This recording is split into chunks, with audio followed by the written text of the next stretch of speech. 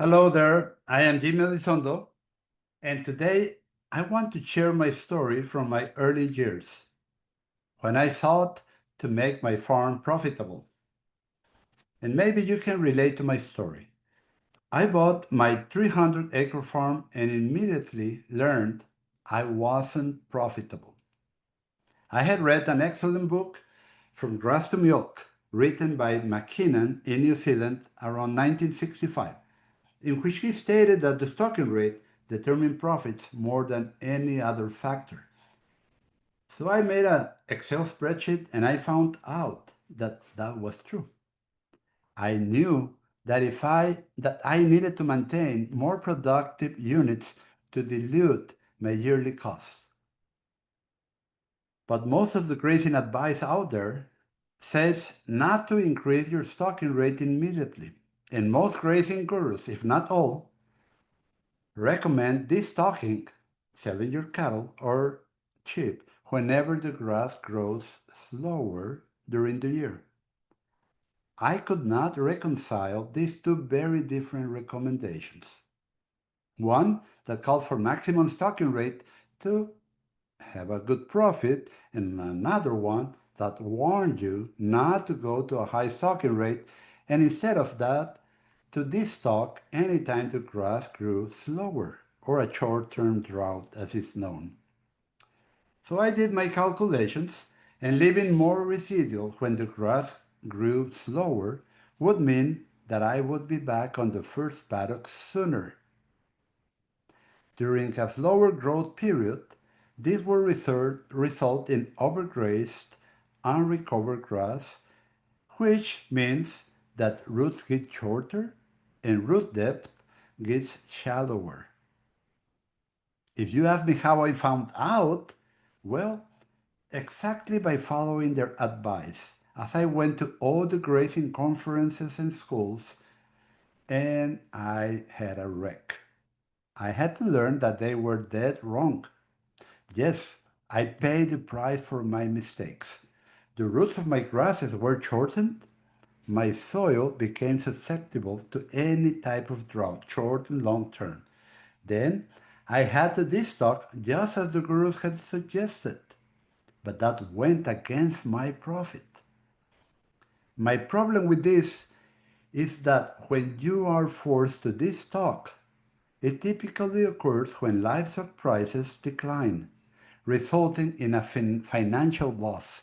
Additionally, if you have valuable genetics as I do, it can lead to even greater economic losses and years of work wasted. So for years, I thought the solution to my problems was more land. If only I could lease the neighbor's pasture. If only I could buy another section. If only I had doubled the acres. Then I'd finally have enough grass, enough room for more cows, and enough security to make the ranch really thrive. And that's how most of us livestock owners think. We look at our herds or flocks, at our pastures that seem to run out of grass too quickly, and the answer seems obvious. We just need more land. However, I want to share with you something I learned the hard way, which changed everything for me. It wasn't more land I needed. It was learning how to use the land I already managed. So here comes the old way of thinking. I used to blame the land itself, as maybe it just wasn't fertile enough. Maybe the climate was too rough. Maybe the weeds and shrubs were taking over. So naturally, I tried what most ranchers do. I bought more hay, I cleared the brush, I fertilized, and I prayed for rain. And when those things didn't stretch far enough, my mind went right back to the same thought. I need more acres. But here's the truth that stings a little. If we mismanage the land we already control, adding more acres just multiplies the problem. Back in 2007, I had a wake-up call. I had just come off another season of feeding more hay than I could afford. My cows weren't thriving like they should have been. My pastures looked tired and the numbers weren't adding up. That's when I started questioning the assumption I'd carried all those years. Was more land really the answer? I decided to look at things from a different perspective. I went back to the basics: plant physiology, soil life, animal behavior. I stopped relying on what everyone else said and I started watching what nature herself was telling me. And what I discovered completely reshaped the way I grazed livestock. You see, there was a missing key.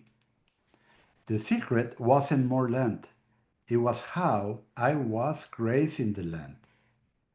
I had fallen into the same trap as many others, and that is selective grazing. The cows ate the sweetest bites, left the rest, and I thought that was just how it worked. But selective grazing is like letting your kids eat dessert for dinner every night. They'll fill their bellies, but they won't thrive. And pretty soon, you'll run out of balance. You see, nature didn't evolve for selective grazing. She developed with large herds of hindgut fermenters and ruminants moving together, taking everything down and then moving on. That pattern left behind short, even stubble and plenty of rest time for regrowth. When I started practicing what I now call total grazing, everything shifted. And this is what total grazing taught me. Number one, uniform harvest gives you a uniform regrowth. When cattle graze the pasture evenly to 1 to 4 inches tall rather than cherry picking, the regrowth is leafier, stronger, and quicker. Number two, soil fertility isn't bought in a bag. Over time, the soil itself changed.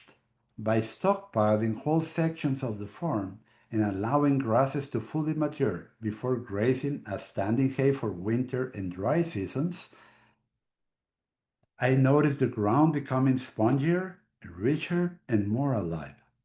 That's long-lived soil carbon at work, and you cannot buy that in a sack of fertilizer.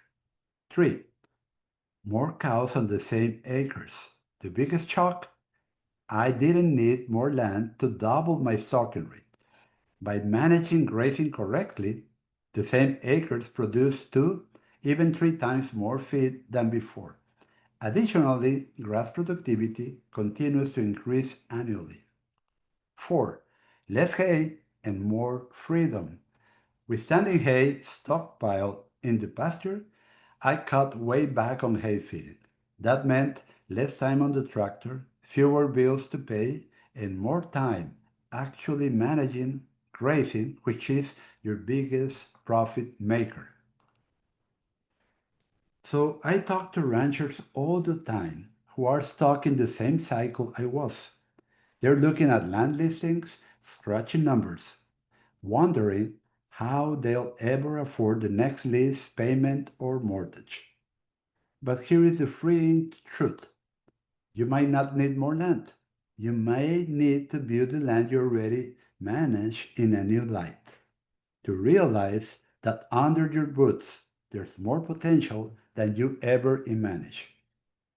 When you learn to graze in sync with how grass actually grows, respecting recovery periods, taking pastures down evenly, and stockpiling for the tough seasons, you unlock abundance without adding acres.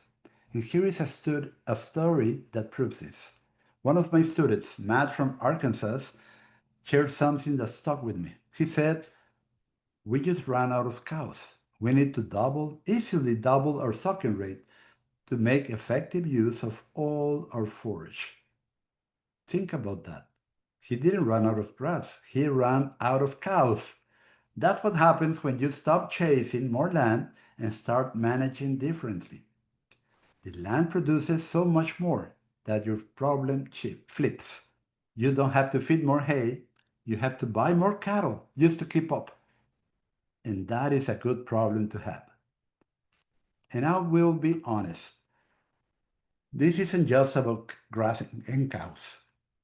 It's about mindset. For years, I had been operating from a mindset of scarcity. There's not enough, I need more, if only I had what the neighbor has.